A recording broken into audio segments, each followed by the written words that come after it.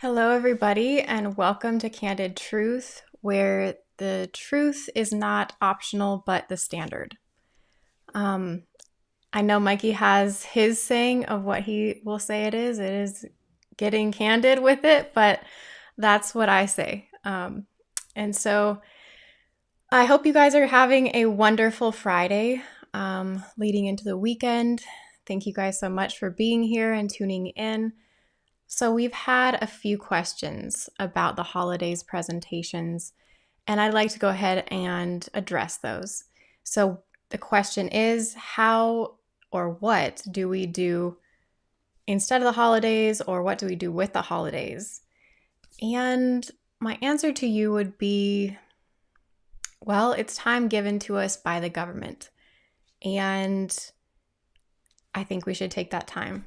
We should use it to have family and friends around and be a good witness to them, to do things together that are godly, share a meal, eat good food, take care of your health, go on walks, do activities that are glorifying to God on them still. Just do not do the traditional foods and activities or rituals. So for me and my family, just a little snapshot, we are kind of a mixed family. A little more than half of my family are not what I would say are even Christian. And so even growing up as a young child, I had to figure out how to deal with all of that. Along with the leading of my parents, they didn't know how to deal with it much either. But they were great parents, and we all just had to kind of heap love upon these people. We still get together with some who are willing to kind of to do so.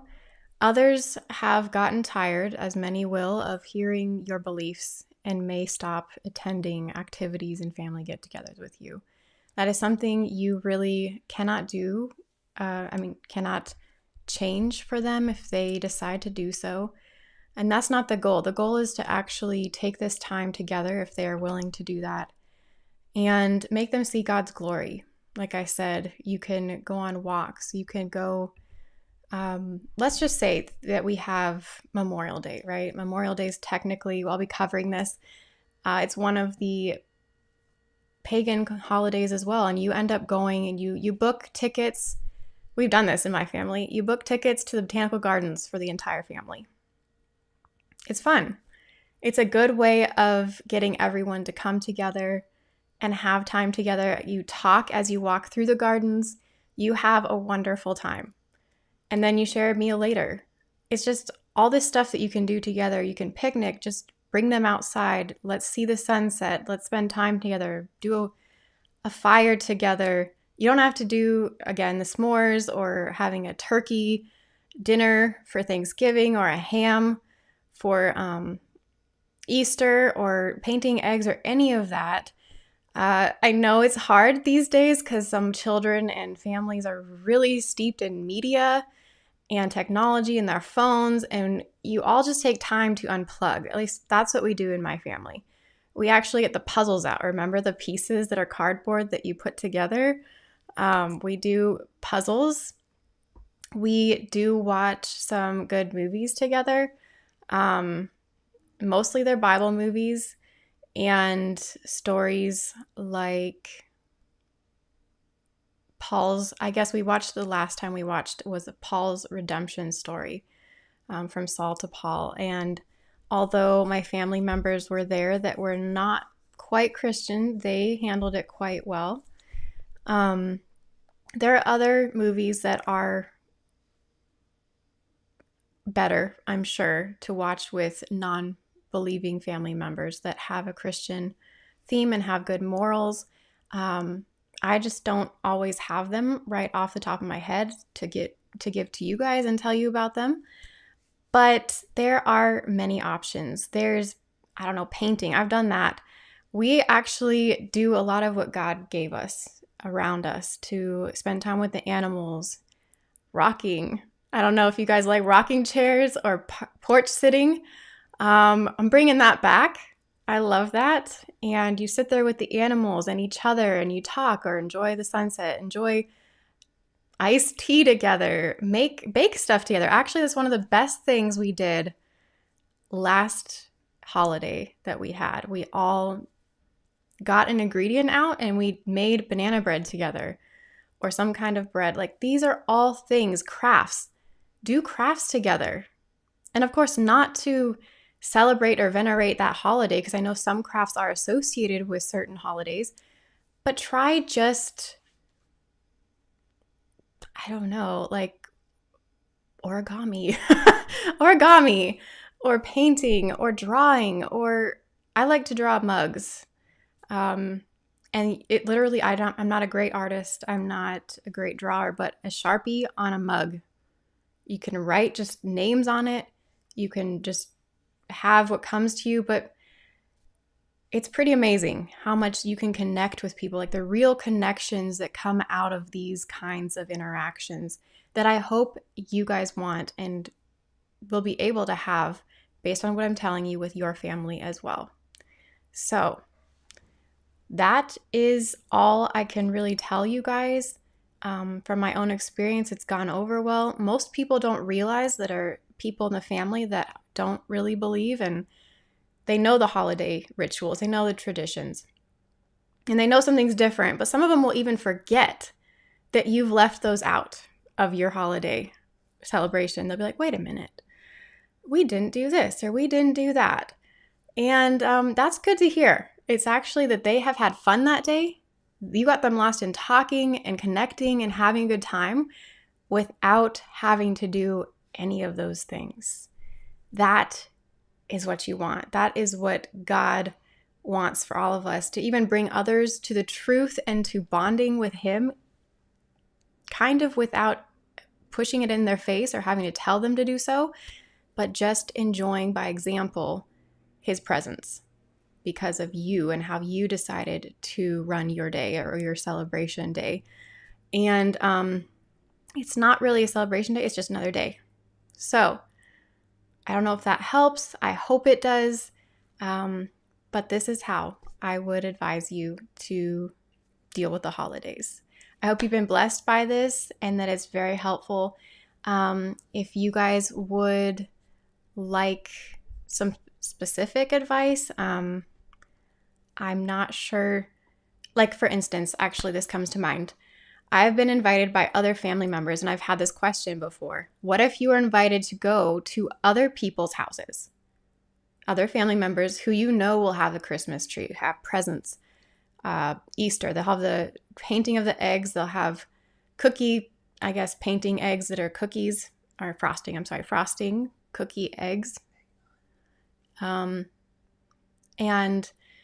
they will all have certain things, that are like Halloween. They're going to dress up and such. You can go. I have gone. And you don't do the dressing up. You don't do the painting of eggs. You literally, again, are there as though you were one of the apostles and Jesus sitting in their living room.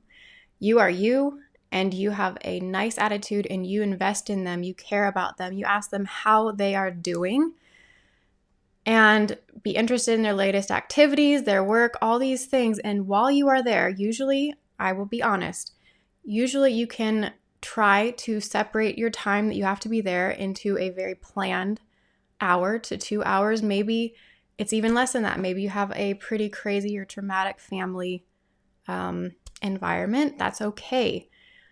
So I do that. I actually planned we'll be there for an hour. It's fine. And you do. Your family and you sit there and you do this. And if they have all of a sudden an opportunity presents itself where you can bring up puzzles or games or things that are more glorifying to God or benign, neutral, or even have morals, you decide to put in your vote for that, basically. If they go, hey, we can watch this, and this, go for the best one, and then you can all put your vote in. Sometimes they don't choose what you wanted, but that's another situation sometimes where you decide to be with the group that's around the table, talking around the food while the movie's going on. You can always pull yourself out of that environment. Literally, if you have to leave with your family, like if they're watching a terrible movie and your kids and yourself are going to be quite traumatized by it. And that's okay. Sometimes you need to do that. You don't need to make a big scene sometimes, but I think we need to go now. Just be very polite, and you really just want them to have a good time with you and see that you can be normal, you can be happy, but you are about higher things in life. You are elevating others and you're trying to be loving, and it speaks volumes. It's the higher calling that Jesus would talk about, making people feel seen, heard, and loved, despite the fact that they do things and say things and live differently than you would want them to. And that is how, I don't know how else to advise you, but that is what I've had to do in my family. And it's amazing how many weeks to months to years later, they will say something like, hey, you are a Christian, right? Why do you believe that? What is your stance on this? Or why didn't you decorate those eggs on that Easter when you came? Is it because, it depends. They can be quite blunt. Just, is it because you guys are kind of weird? And that's okay. Let them describe and say things the way they're going to. You can't control other people's language, their behavior, but you can control you and your way of being. And so let's all reflect Jesus and his, I like to say, like I said, the apostles, like if you were in their inside ring of being present there with these people and in these environments, what you would do, what kind of an environment you would create. You are, as David Asscherick says, you are not the thermostat that just reads the temperature. You are the thermometer itself. You need to set the temperature. I think I have that right. I might not, but you know what I mean, that you need to set the temperature of what is going on, not just reflect what is going on. So, again, I hope that all helps. And enjoy, I know it sounds funny, but enjoy the holidays with your family then. Just make it, again, a godly thing. So that is the full discussion on that. There will be other parts to the holiday series, of course. There will be a part 2 and a part 3 for the other 2 quarters of the year. The first one came out already. If you're tuning in for the first time, please go watch that. And thank you for others that are here joining. I hope that you guys have also seen part 1 of the holiday deep dive, and that you actually have seen some other preliminary videos, such as Who is the Rain Man, and the other videos on androgyny and such will give you foundational understandings of where some of these pagan holidays also contribute and originate, so that you can have that knowledge of whether or not, as a Christian, we should really be participating and keeping the holidays. So we have also shirts on our website that you can go ahead and purchase to support us. We would love that, and we appreciate all the support that has been given to us thus far. We couldn't do it without you guys. And we also have our donation page that has all of our links.